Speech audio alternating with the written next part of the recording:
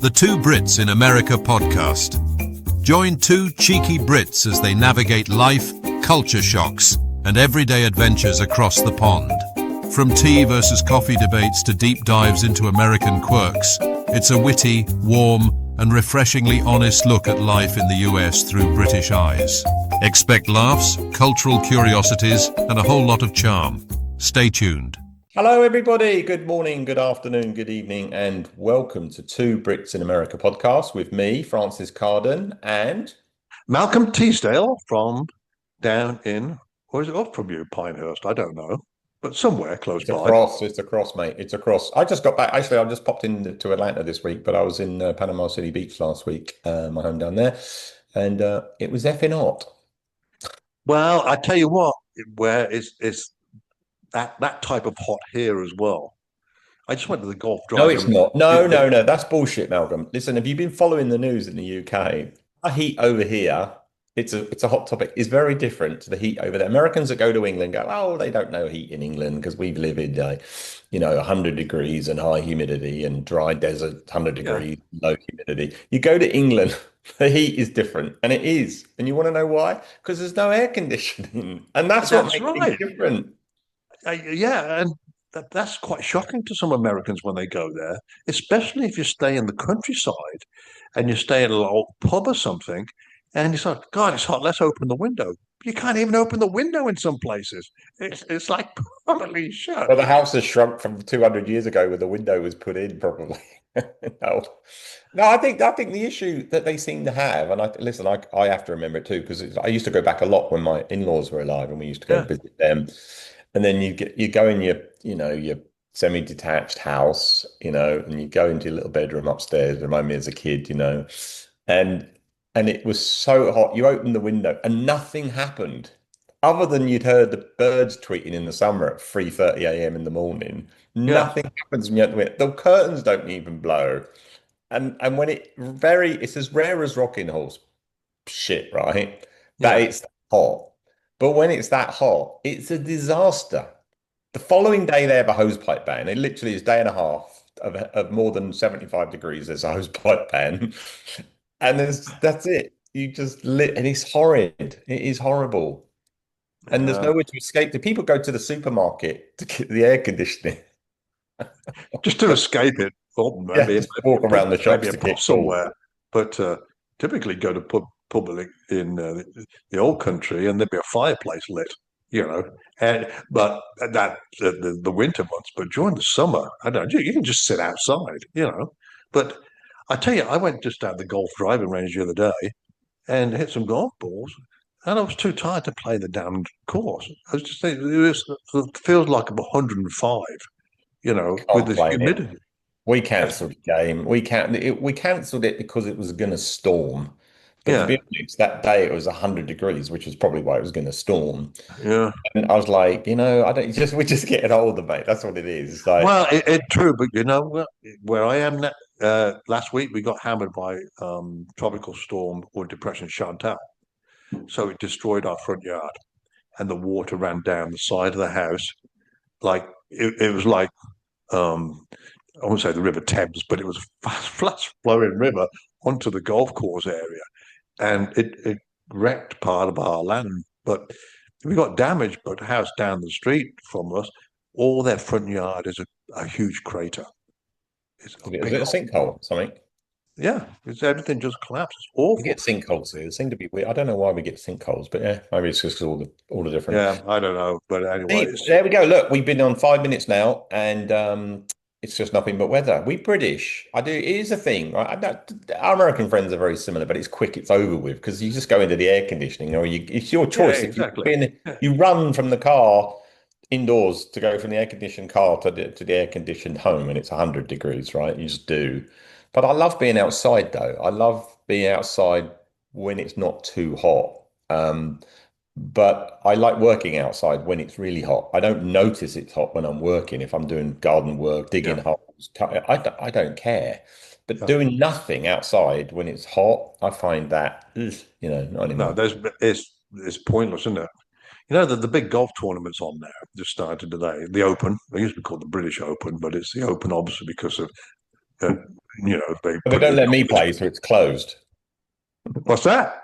They don't let me play Francis, so it's closed. No, but because it's in Northern Ireland this week, and the weather was just as you would expect, pouring with rain. Everyone's got their umbrellas up, and people are sitting in the stands there looking at it, and it's just pouring with rain. And some don't even have umbrellas, but that's the way it is.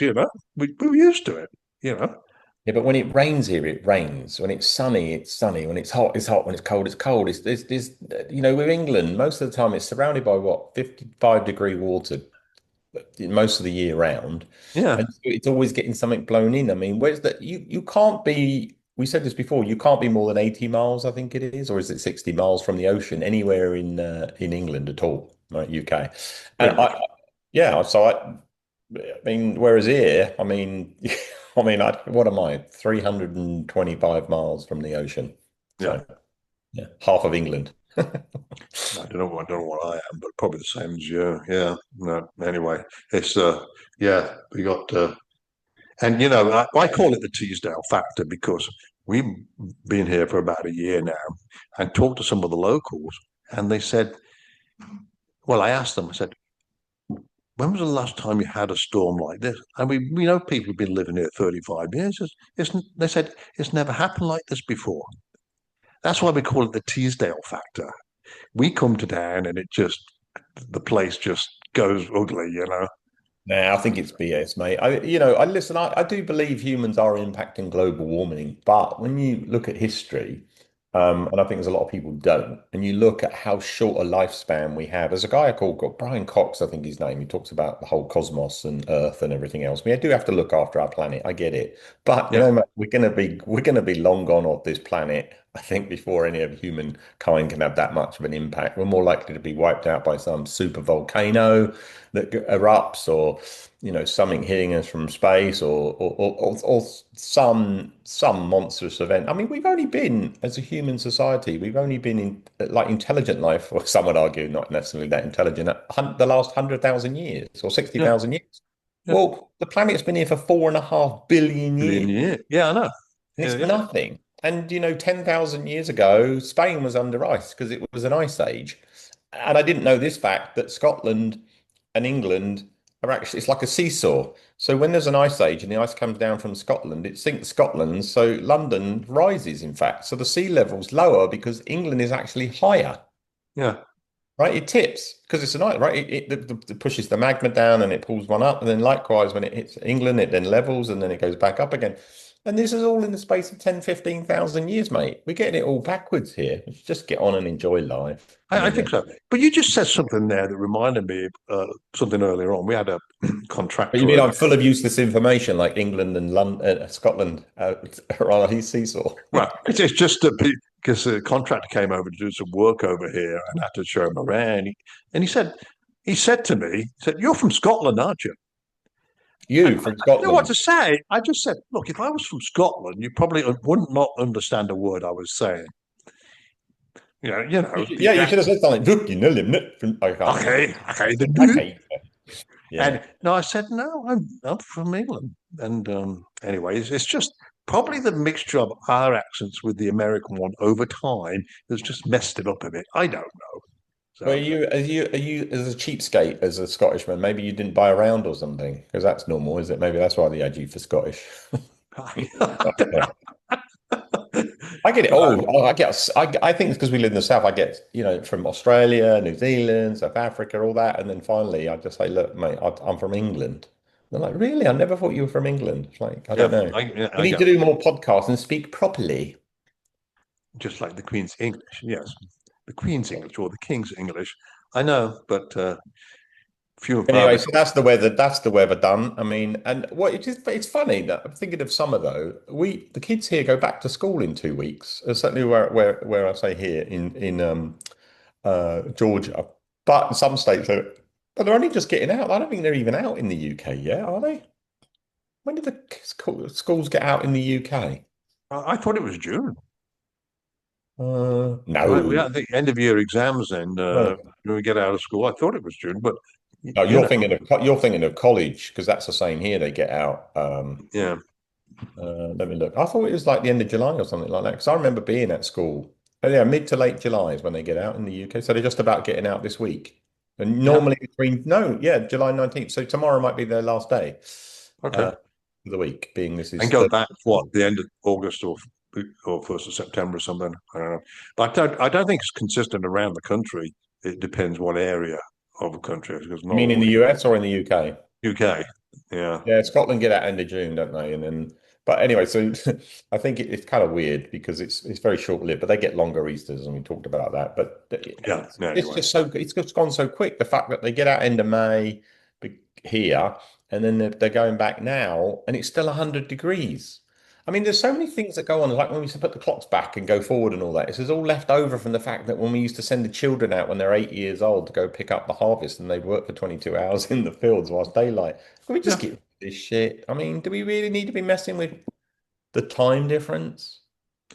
Personally, no. I I don't know mean, why.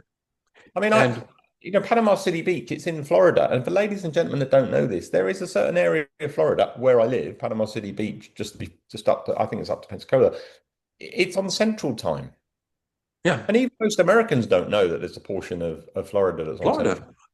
I know. When I used to live there, that used to mess everyone up. You Saying, drive "Well, to the shops that's and you have to put your it's on clock, Central Time." you have to Just, go just really forward strange. by half an hour off the road. Oh God! But it can be confusing. With the time zones and Drinking savings a nice cup time. of tea, PG tips. Oh, of course, the best. People Yeah. don't realize my wife, she doesn't understand it either. Well, she don't drink tea or coffee, but I like hot tea on a hot day. Real hot cup of So, tea on a hot day. Love it. yeah. Oh, Although I will drink it it if doesn't it goes bother me. cold. Absolutely. I You drink your tea if it goes cold, Malcolm? no. You won't drink a cup of tea if it goes cold. I don't. It doesn't have chance to go cold. Oh no. Well, No, sometimes it's if I I go get and do it. something and forget about it and come back 20 minutes I later, PG tips, PG tips. That's what we get and get it. We get that on Amazon. It's okay. And I have it on. I have stuff. my. I think I have my tea bags on that. I subscribe to it. I get through so many tea bags. I just subscribe, and it just gets delivered. Every Oh, well, three. I got loose tea. Got a tea making machine here. It's like what's Fill that? it up with water. Put the tea in. Press go. Come back in 5 minutes, and it's a mechanism that lowers the tea container in the hot water for a few minutes. Then it automatically comes up. You got an automatic. Oh, you must just get a bloody tea bag, mate. What's wrong? Tea bag is No, with it's not tea. the same. You Oh, can have I a know. get You a don't tea get the bag. bits of gravel in your mouth. No. You Oh have God. Vickies with your tea. I just had some Nice biscuits. I think you told me you never heard of Nice biscuits. So they're spelt nice, Nice, but you say Nice. I don't I know think what. after you said that, I think I probably have. They're But really thin, dry, very dry, with sugar on the yeah, coated on the top. Literally and you can granular sugar. tip them in the tea. Yeah, dip them They're in. so thin, mate. You can't. You dip it in the tea, it's gone. It's like it's disintegrating. It's Oh, it just history. dissolves immediately. Okay. It ends up as the remnants when you get to the bottom of the tea. There's all that gunk at the bottom, which is your tea, which is your biscuits that fell in the tea. Well, it's Oh the God. nicest bit of a cup of tea. Yeah. Well, Do that you have that tradition biggies? is global now because you'd be surprised how many hotels have afternoon tea around the world with.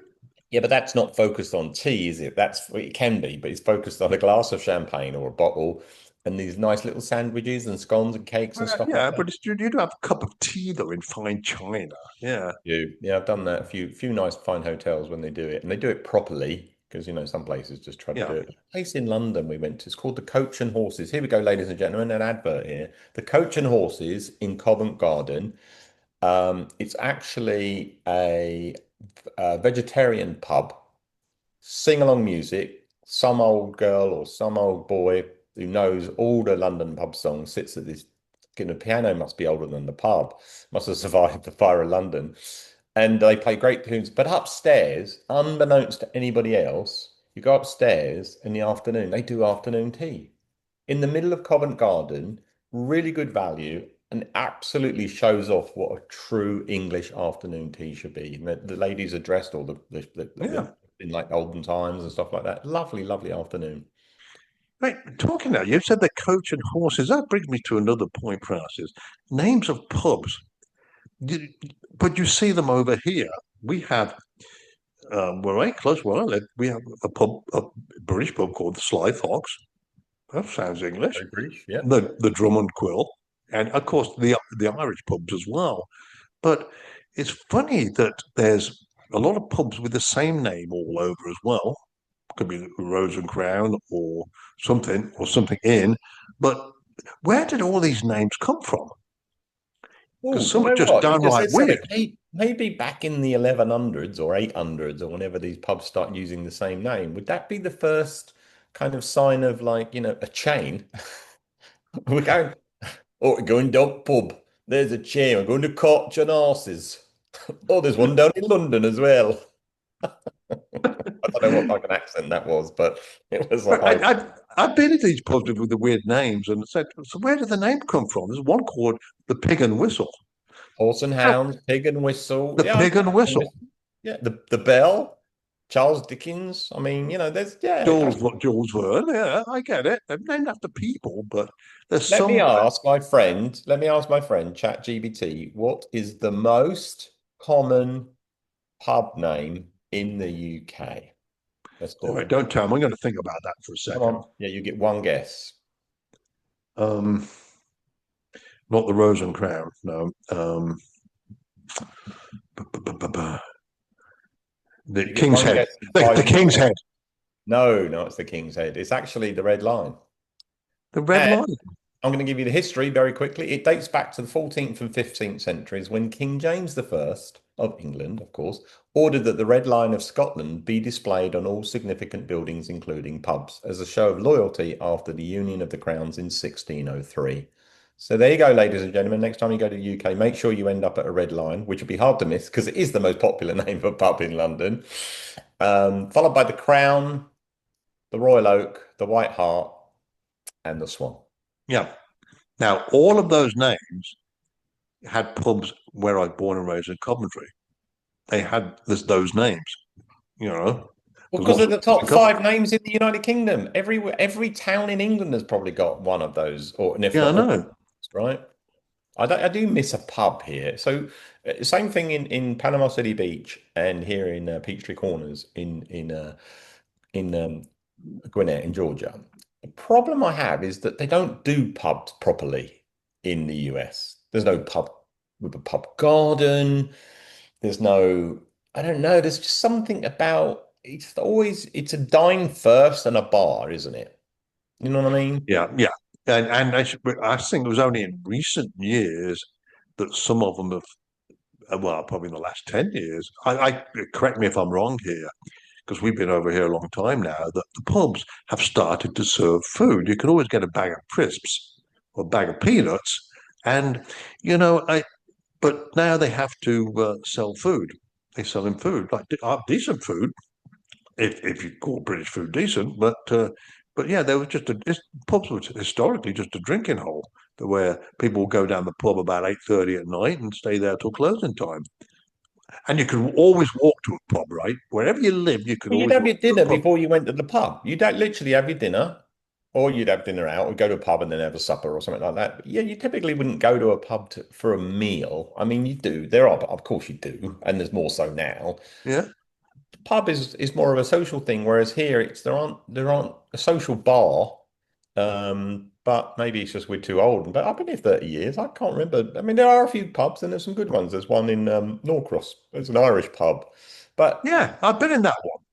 Yeah, yeah, I mean, it's okay. It's like I think what I've said to my wife, if I'm going to start a restaurant, because it's what you do, I'd like to start a fish and chip shop or a pub, and maybe a pub next door to a fish and chip shop when they're connected or something, and pies and fish and chips and saveloys in batter and all that kind of stuff, proper chips. proper chips. Yeah, Rubber chips. There's yeah. actually a song. Did you know there's a song called Sausage Mash and Beans or something? No, Sausage Chips and Beans. Sausage Chips and Anyway, I'll have to play that for you one time. There's weird songs out there for British food as well. No, I haven't heard that one. That sounds pretty. I'm assuming it wasn't a big hit. Whoever sang it. No, it's not a big hit. It's like, I don't know. It's like Orville. Remember the Orville, the duck that used to sing songs with that, and Emu and all that other Rod Hull, they used to sing songs and they should never have done. Oh God. Hey, and listen, on the note of food. I think you were last time we were speaking, you were cooking a toad in the hole. How did that go? It went very well, actually. It looks ugly as hell when it was finished, but it doesn't matter. It came out, and thanks for your advice. We did cook it from scratch, not Way, anything good for bad. you. Yeah, no powdered Yorkshire pudding stuff. It would have tasted all right, but we did it from scratch, and there was some left over, a lot left over. So I put it in the freezer, and since then I've had a piece out of it from the freezer, thawed it out, and it tastes just as good. And that's what my main worry is freezing this stuff. But it, Freezing batter, you mean the cooked batter? yeah, cooked batter with the sausage in it. Yeah. So I cut it up, what was left. I cut it up into squares, put it into freezer bags, put it in the freezer, and then a week later I had a piece of it and just thawed it out and put it back in the oven and cooked it for, until it was hot and it was just as good. Yeah. Well, why am I not surprised though? Because I left England shortly after you, I think, and you'd never heard of Auntie Bessie's, have you? Auntie Betty's. No. Bessie's, Bess. You never heard of Auntie Bessie. So Oh, the British staple diet on a Sunday is you've got to have Yorkshire pudding, i.e. the batter that you cooked in your toad in the yeah. hole, and roast potatoes, right? Right. And of course, roasted parsnips in honey, even better, right? And then there's the other stuff. Well, I don't know when it was, but it wasn't long after you left. Auntie Bessie's arrived on the scene.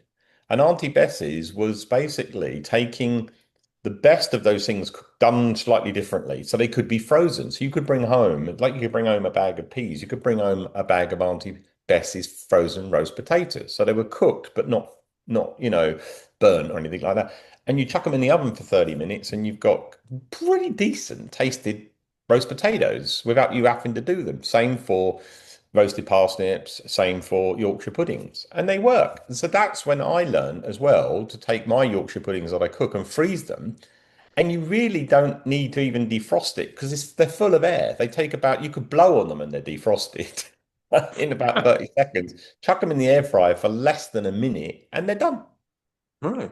So yeah, but I'm not tried a toad in the hole. I haven't cooked a toad in the hole, I don't think, for 20 years. So maybe I'm going to give that a Yeah, go. well, I tell you, I've still got some of it left over in my freezer, so you can't eat it all because I it's was thinking of, because I did talk about Auntie Bessie's, I joked again with my wife and talked about an Irish pub and a fish and chip shop. I've also talked about starting a chain. Maybe because I mentioned Auntie Bessie now, she'll do me for copyright infringement. I've thought about building a little place that makes roast potatoes and Yorkshire puddings, British kind of frozen stuff that you can then sell them through Publix. And so, firstly, you'll get people, obviously, British people buy them, right, from local supermarkets. But also, I think we could win the Americans over to have these lovely tastes. You know what? You take a roast potato and fry it for 45 minutes to an hour in a low level of oil in a hot oven.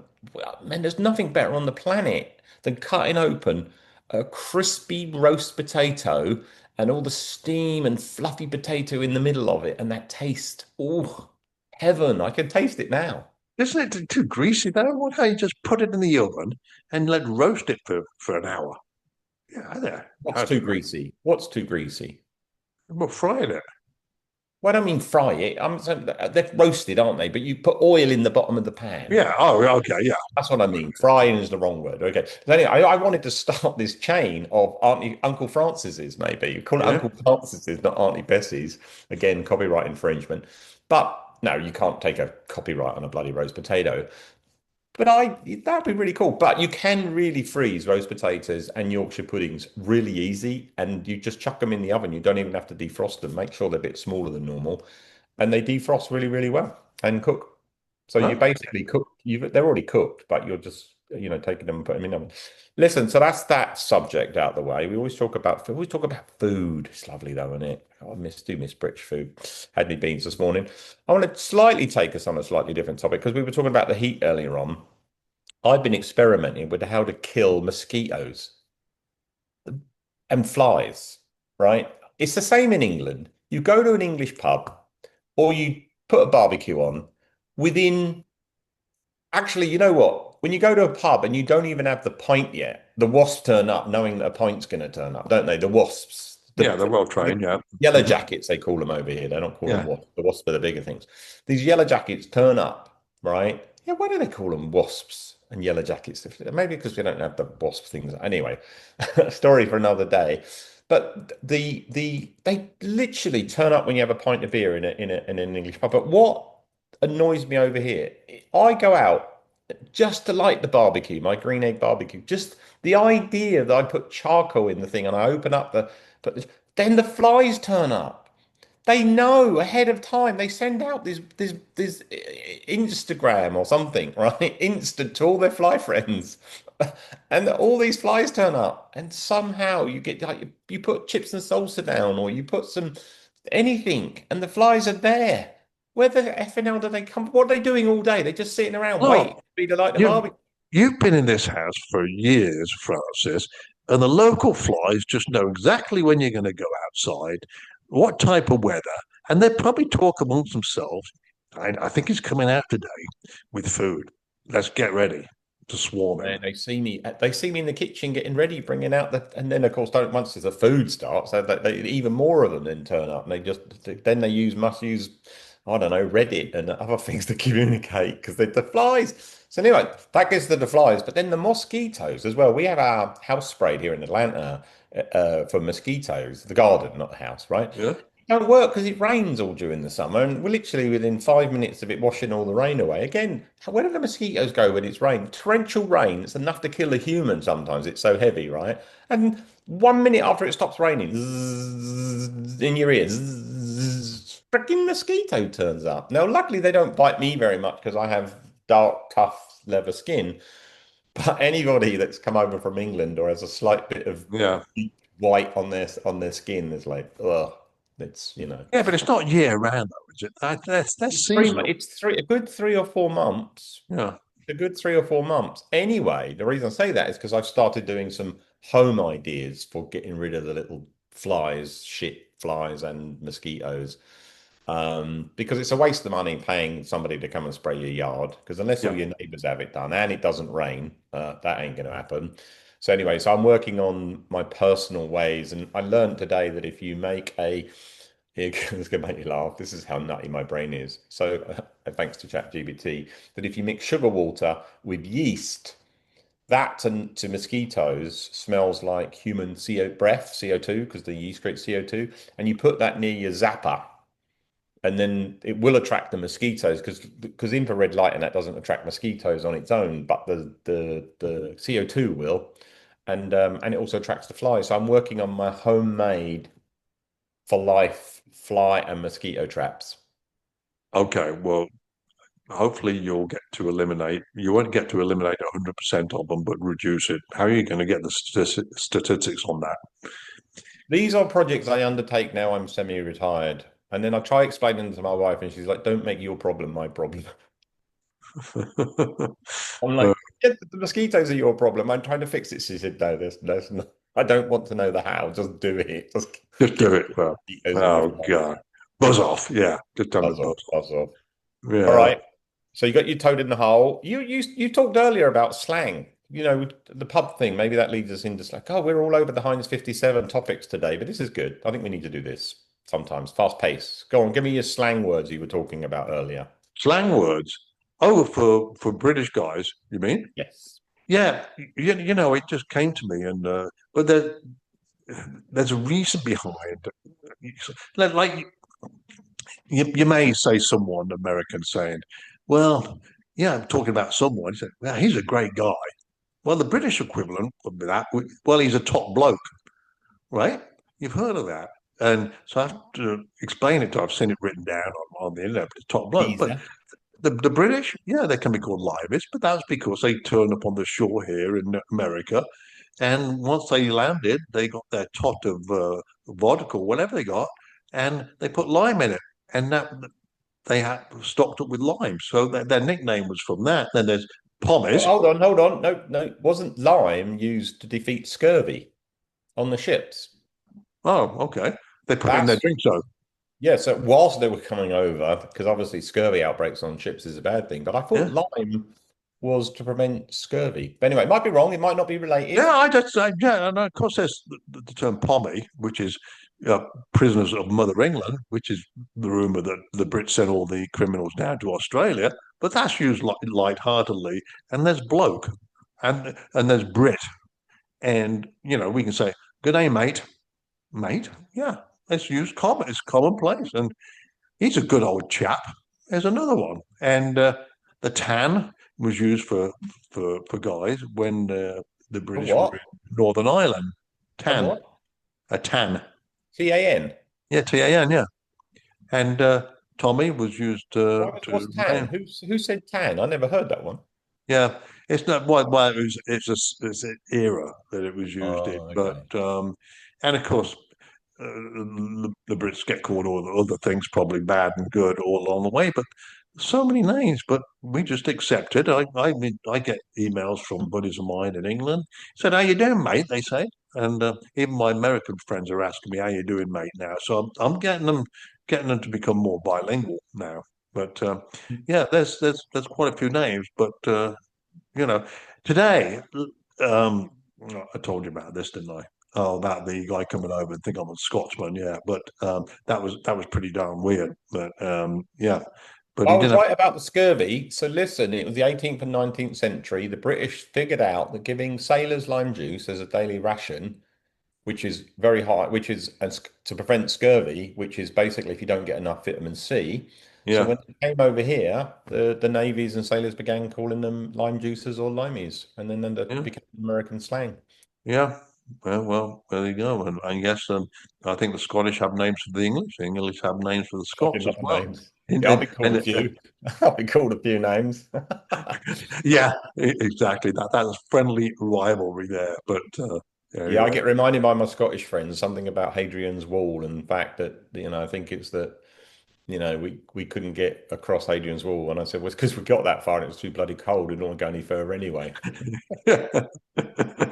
Oh, yeah, it's a bit chilly up there, isn't it? Yeah, I Oh, tell you. you So, know what's funny? You know what's funny about this whole thing now, and we talked about this before, is like all these terminologies and London rhyming slang and shorting, because you never mentioned geezer. Now I don't know where that comes from. I should look. I don't know if that's a good term or a bad term. But growing up, we used to call older people geezers. yeah, that's right. We still do today. I use it. I've used it. If Yeah, I'm, but say, yeah, I'm an old geezer now. Yeah, I but where know. did it come from? I don't Where know, did but it it's come spelt. from? It's Well, spelt Geezer, right? As yes, opposed to Gieser. I suppose it's a different way of spelling it, but anyway, it's yeah, it's a word. Yeah, and proper all Brits. geezer. There's one, proper geezer. Vinnie Jones. So it's apparently a bloke.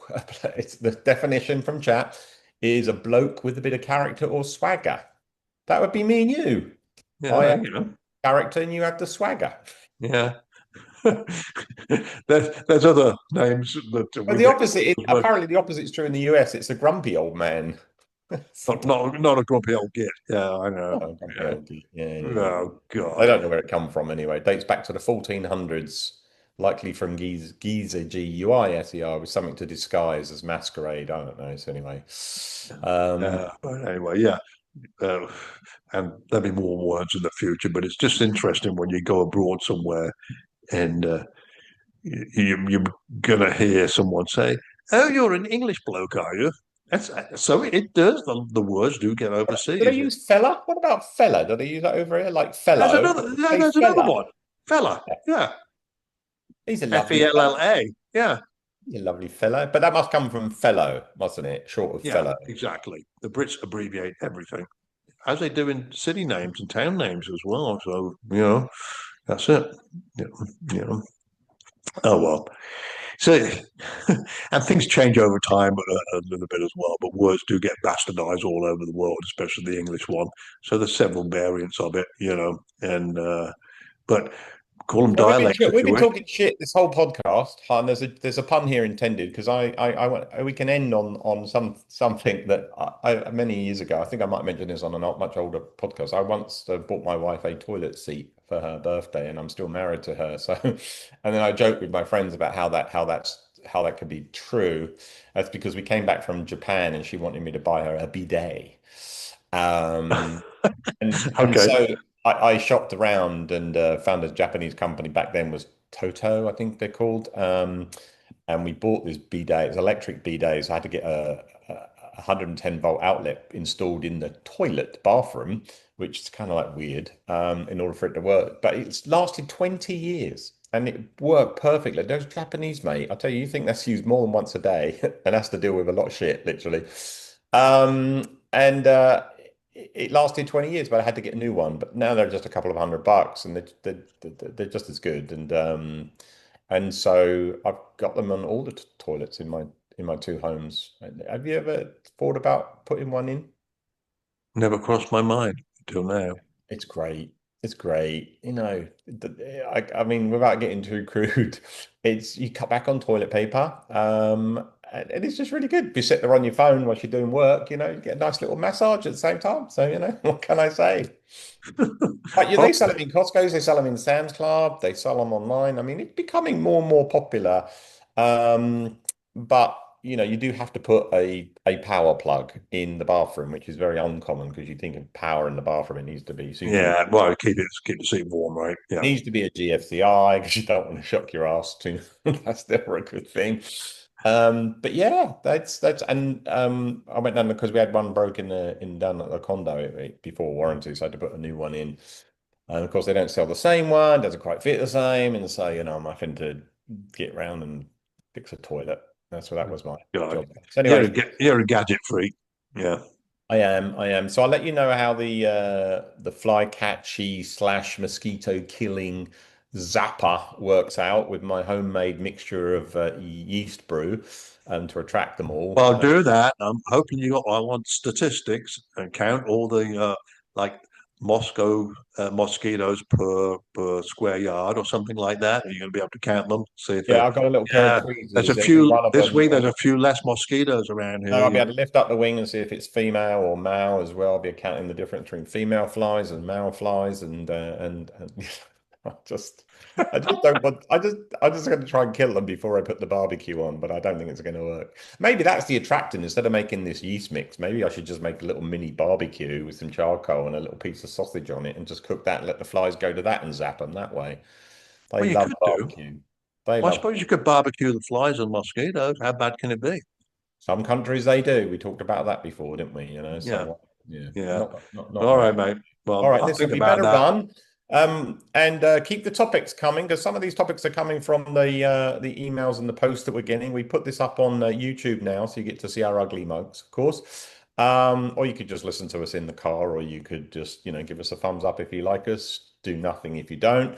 No, we enjoy the interaction no matter what. So listen, Malcolm, you have a great week. I will see you soon, my friend. Well, we'll talk to you later. All right, bye all. Bye all. Well, that's all for today. 2 Brits, 1 country, and at least 3 cultural misunderstandings. Cheerio. Toodaloo tatty bye. Until next time, don't forget, tea is better than coffee, biscuits are not cookies, and driving on the right still feels wrong. Cheers.